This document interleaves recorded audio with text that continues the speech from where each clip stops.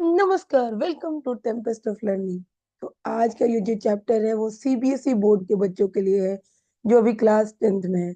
उनकी जो हिंदी की पुस्तक है कृतिका, उसका ये दूसरा चैप्टर है, जॉर्ज पंचम की नाक। जॉर्ज पंचम की नाक जो है एक, ये लिखी गई है कमलेश्वर द्वारा। इस कहानी के जो लेखक है वो है कमलेश्वर।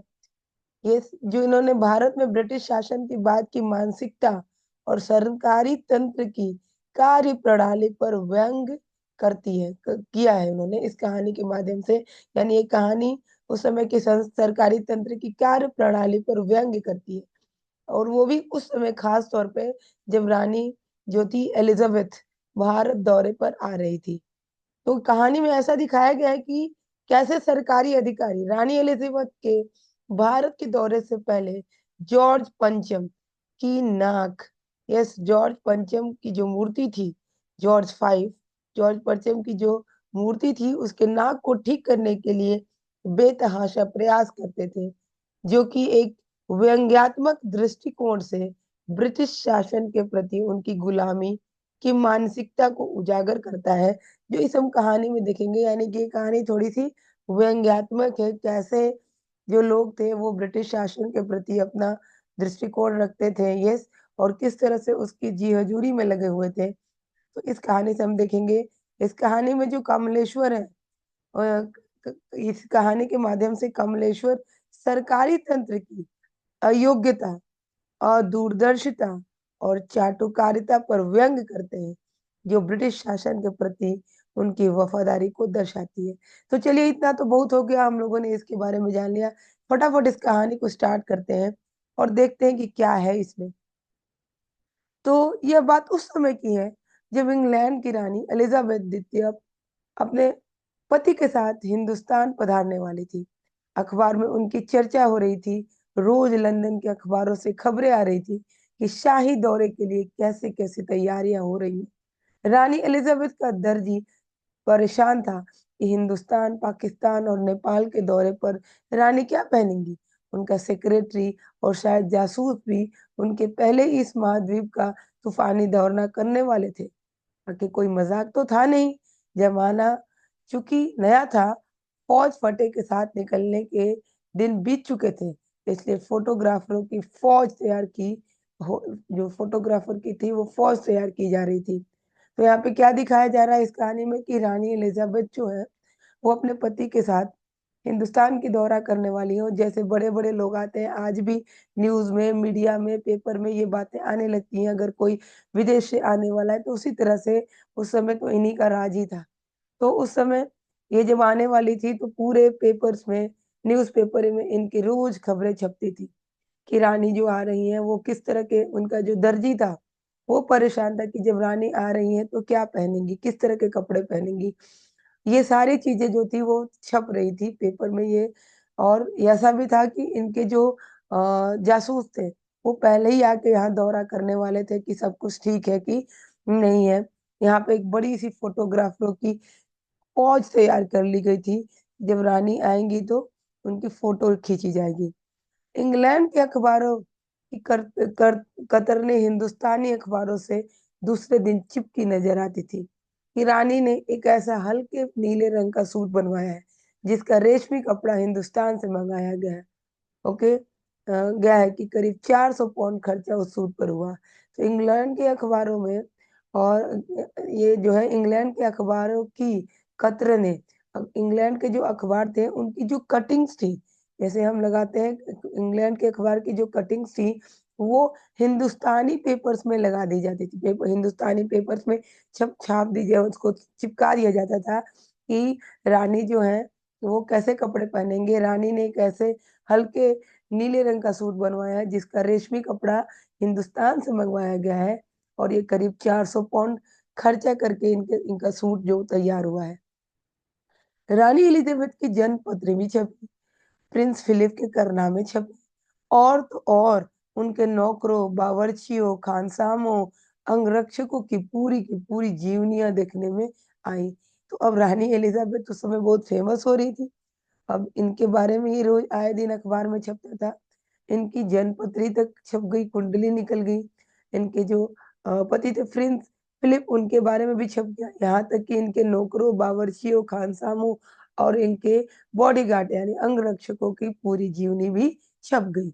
शाही महल में रहने और पलने वाले कुत्ते तक की तस्वीरें अखबार में छप गई। मतलब शाही महल महल में कौन रहेगा, कौन रहता है इनके साथ, और वहाँ के जो कुत्ते थे उनके बारे में सब कुछ छप गया। जैसा कि आज भी ऐसा नहीं है कि नहीं है, ऐसा आज भी ऐसा होता है। मीडिया अपनी तरफ से बहुत सारी चीज़ों को छापती है। अगर कोई फेमस हो गया तो उसके घर के कुत्ते, नौकर, चाकर सबका बायोडाटा निकल जाता है। उसी तरह उस समय भी हुआ। बड़ी धूम थी, बड़ा शोर-शराबा था। शंख इंग्लैंड में बज रहा था, गूंज हिंदुस्तान में आ रही थी।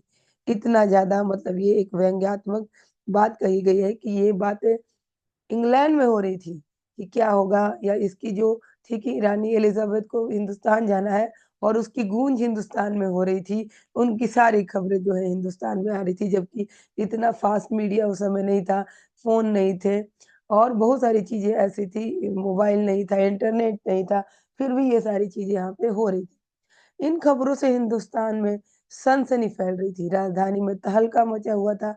जो रानी 5,000 रुपए का रेशमी सूट पहनकर पालम के हवाई अड्डे पर उतरेंगी, उसके लिए कुछ तो होना चाहिए। यस, यहाँ पे इस तरह की बातें हो रही थी कि जब रानी एलिज़ाबेथ यहाँ आ रही हैं और वो 5,000 भारतीय रुपए का सूट पहन के उस समय के ज़माने में जब पालम हवाई अड्डे पे उतरेंगी, तो दिल्ली के जब पालम हवाई अड्डे पे उतरेंगी, तो उनके लिए कुछ तो होना चाहिए ना उनके स्वागत के लिए। तो कुछ क्या, बहुत कुछ होना चाहिए। तो ऐसा भी थोड़ा बहुत क्या ही होगा, वो रानी थी, उनके लिए तो बहुत कुछ होना चाहिए। जिसके बावर्ची पहले महायुद्ध में जान हथेली पर लेकर लेकर लड़ चुके हैं, उनकी शान-शौकत के क्या कहने। और वाह! रानी दिल्ली आ रही हैं। नई दिल्ली ने अपनी तरफ देखा और दैट इज़ बेशक था मुँह से निकल गया। वाह!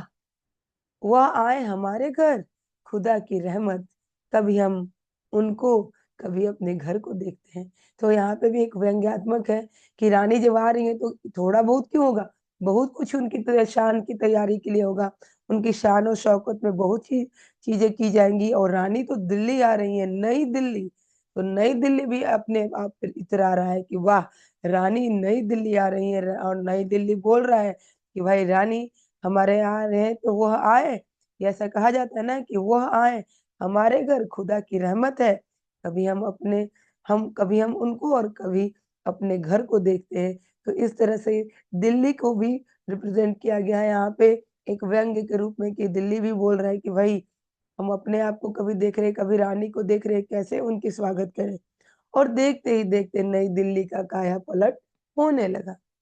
और करिश्मा तो यह था कि किसी ने किसी से नहीं कहा, किसी ने किसी को नहीं देखा, पर सड़कें जवान हो गई, बुढ़ापे की धूल साफ हो गई, इमारतों ने नाज़नीनों की तरह श्रृंगार किया।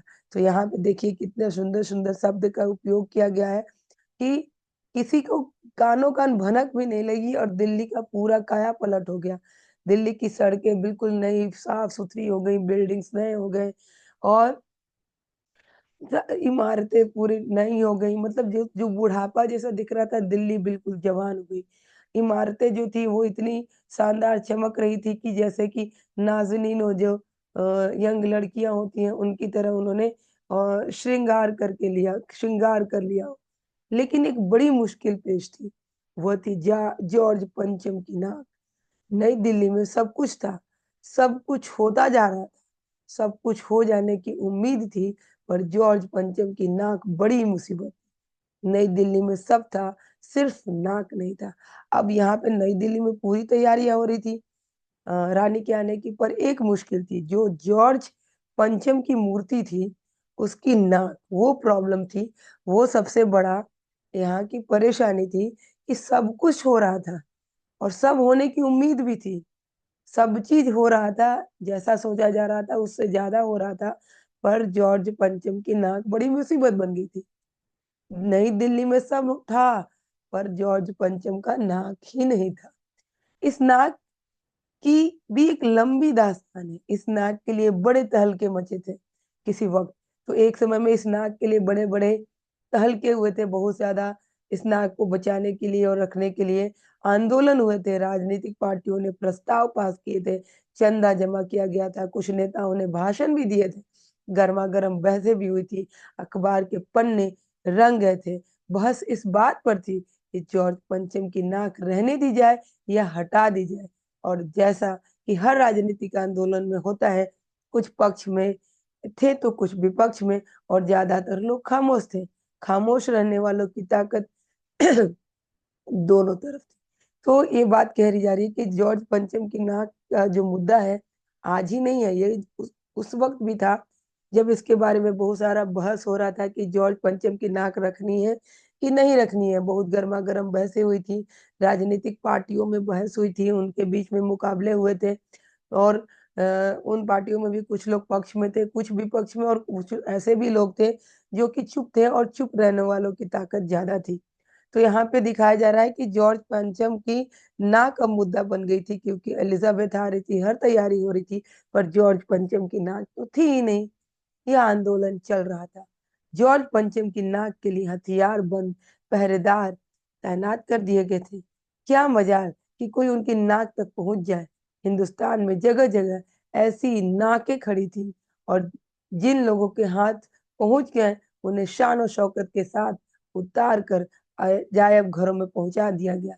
कहीं कहीं तो शाही लोट लाटों की नाकों के लिए गुरिल्ला युद्ध हो रहा होता रहा। तो यहाँ पे क्या रहा है कि जॉर्ज पंचम की नाक के लिए पूरी फौज तैयार थी। उनके नाक के नीचे बहुत सारी नाकें, यानी फौज खड़ी थी कि कोई उनकी नाक तक पहुंच ना पाए।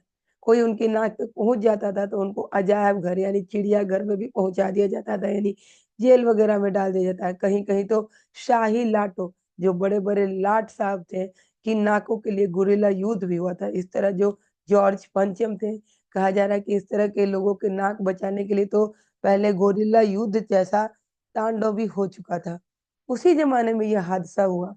इंडिया गेट के सामने वाली जॉर्ज पंचम की लाट की नाक एकाएक गायब हो गई। हथियारबंद पहरेदार अपनी जगह तैनात रहे, गश्त लगती रही, और लाट की नाक चली गई।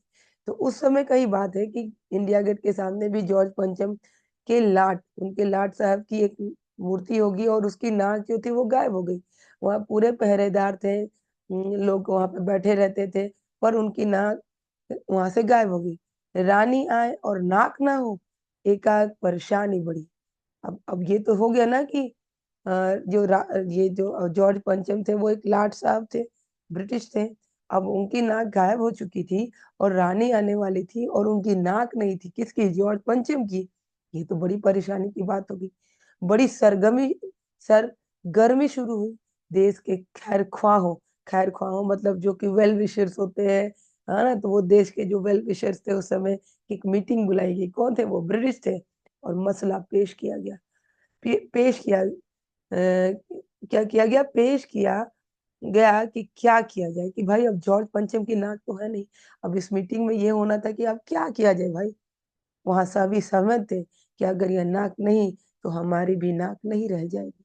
अब वहां पे जितने भी लोग थे, वो लोग थे कह रहे थे कि अगर जॉर्ज पंचम की नाक नहीं है, इसका मतलब हमारी नाक भी कट जाएगी। इसके सामने रानी एलिजाबेथ के सामने उच्च स्तर पर मशवरे हुए, दिमाग खरोचे गए, और यह तय किया गया कि हर हालत में इस नाक का होना जरूरी है। यह तय होते ही एक मूर्तिकार को हुक्म दिया गया कि वह फौरन दिल्ली में हाजिर हो।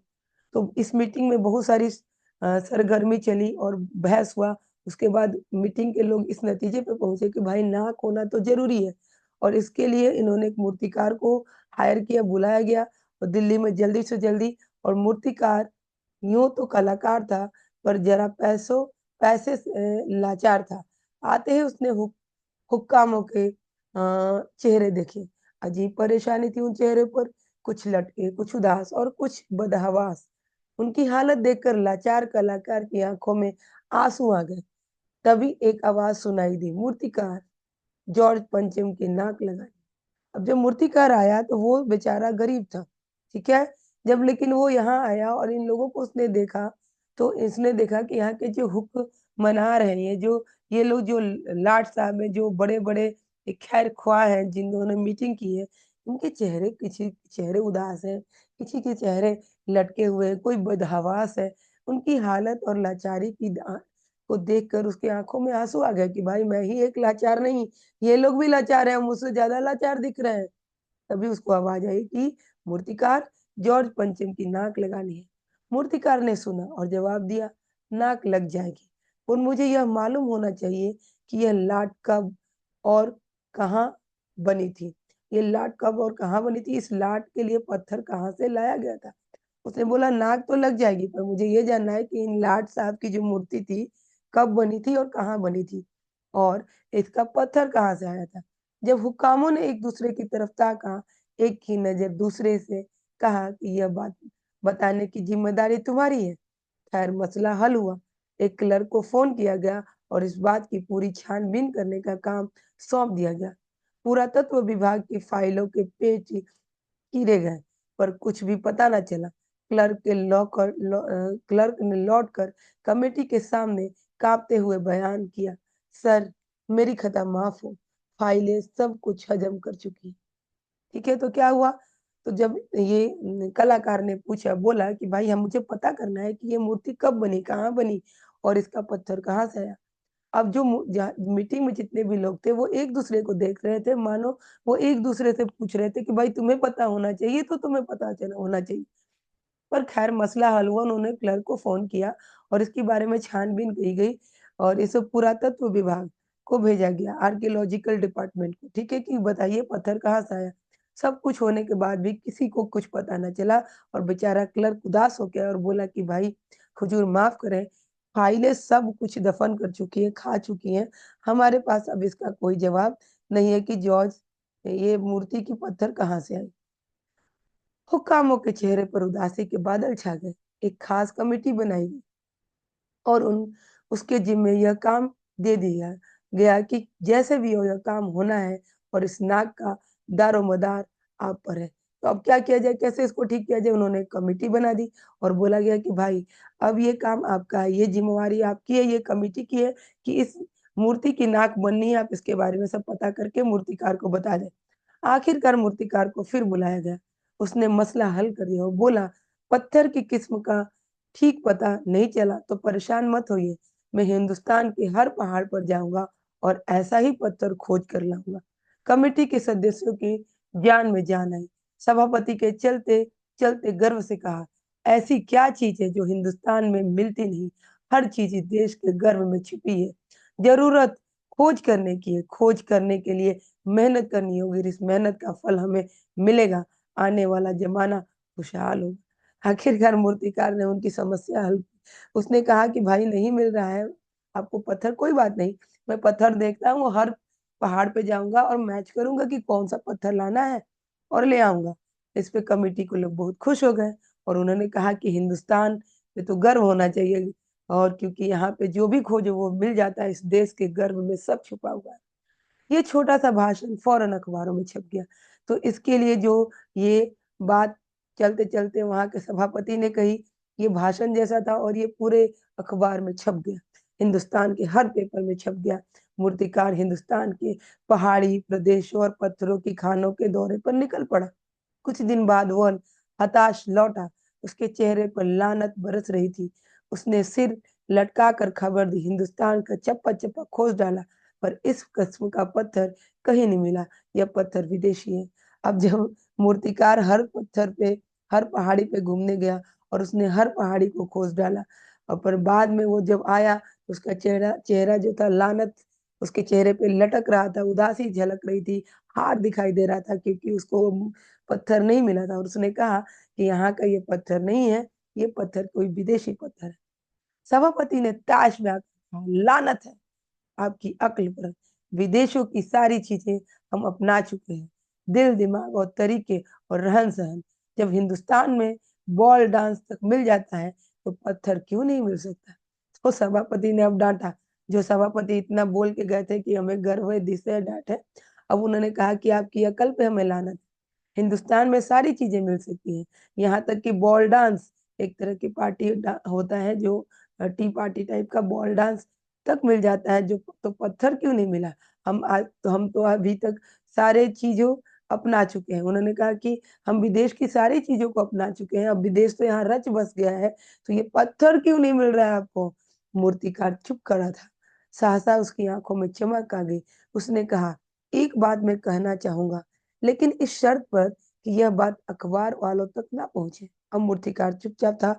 उसने बोला, अचानक से उसकी आंखें चमक गई, कि एक बात मैं बताना चाहता हूँ, पर यह शर्त है कि ये बात अखबार तक ना पहुंचे। सभापति की आंखों में भी चमक आ गई। चपरासी को हुक्म हुआ और कमरे के सब दरवाजे बंद कर दिए गए। तब मूर्तिकार ने कहा, देश में अपने नेताओं की मूर्तियां भी हैं।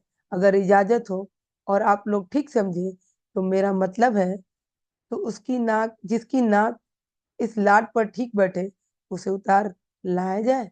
तो उसने कहा कि देखिए, हिंदुस्तान में और भी बहुत सारे नेताओं की मूर्तियां लगी हैं, कि अगर आपको ठीक लग रहा है, थोड़ा हिचकिचाते उसने कहा कि तो मैं क्या, जिसकी नाक इनके नाक पर, जिस लाट साहब के नाक पर जॉर्ज पंचम की नाक पर फिट बैठेगा, क्या इनको लाके लगा दिया जाए? सबने सबकी तरफ देखा। सबकी आंखों में एक क्षण बदहवासी के बाद खुशी तैरने लगी। सभापति ने धीमे से कहा, लेकिन बड़ी होशियारी से। तो सबने एक बार तो देखा, थोड़े शौक थे, पर सब में खुशी की लहर लौट दौड़ पड़ी। और सबने कहा कि तब सभापति ने कहा कि ठीक है, कर लो, लेकिन बड़ी होशियारी से। और मूर्तिकार फिर देश के दौरे पर निकल पड़ा। जॉर्ज पंचम की खोई हुई नाक का नाप उसके पास था। दिल्ली से वह बंबई पहुंचा। दादा भाई नौरोजी, गोखले, तिलक, शिवाजी, काओसजी, जहांगीर, सबकी नाकें उसने टटोली, नापी और गुजरात की ओर भागा। अब क्या था, उसने वो जो ये मतलब ये ब्रिटिश के जाने की बात है, और इसमें ये जो मूर्तिकार था वो हर जगह गए। हाँ, वो दिल्ली से मुंबई पहुंचा, उस समय बम्बई बोलते थे। दादा भाई नौरोजी की मूर्ति देखी, गोपाल कृष्ण गोखले की मूर्ति देखी, बाल गंगाधर तिलक की देखी, शिवाजी की देखी, काउसजी, जहांगीर, और सबकी नाके टटोली और नापी और गुजरात की ओर भागा।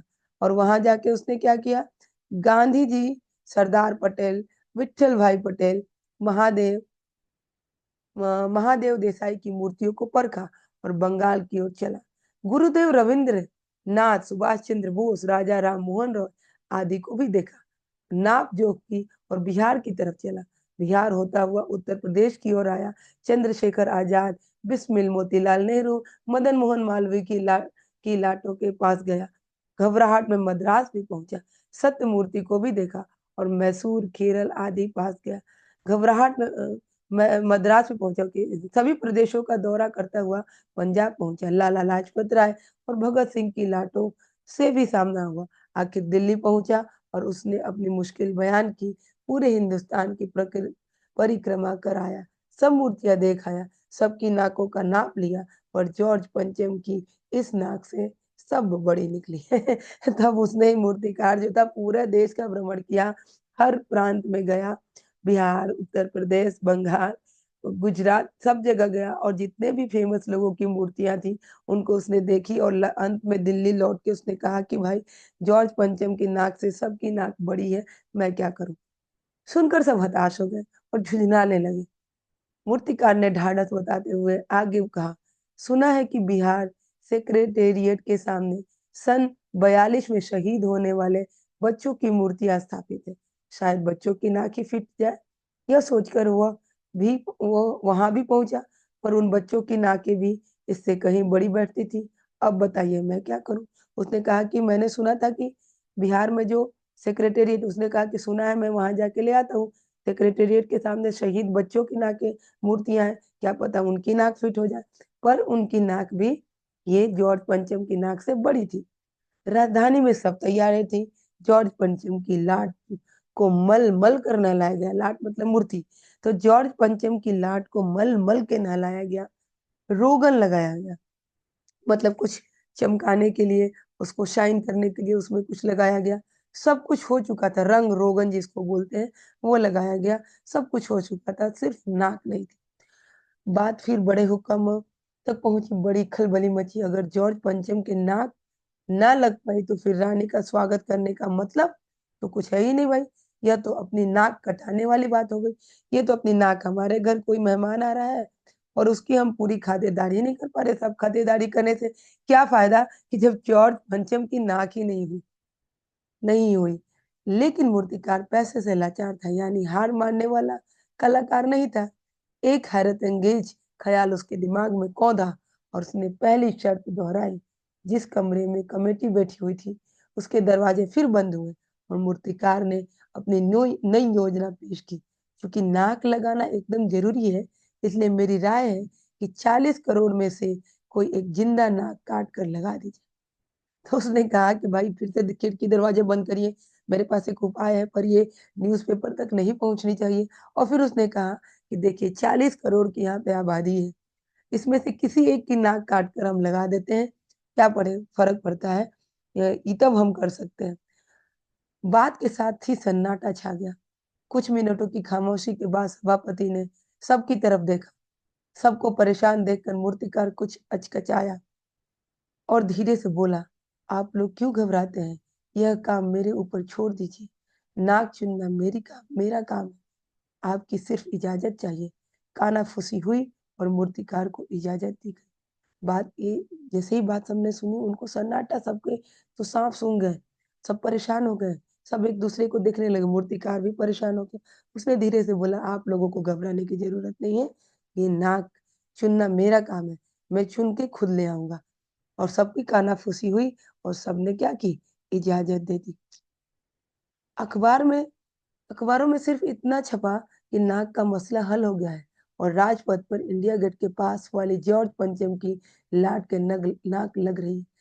नाक लगने के से पहले फिर हथियारबंद पहरेदार की तैनाती हुई। मूर्ति के आसपास का तालाब सुखाकर साफ किया गया। उसकी रवाब निकाली गई। ताजा पानी डाला गया ताकि जो जिंदा नाक लगाई जाने वाली थी वो सूखने ना पाए। इस बात की खबर जनता को नहीं थी। यह सब तैयारियां भीतर भीतर चल रही थी। रानी के आने का दिन नजदीक आता जा रहा था।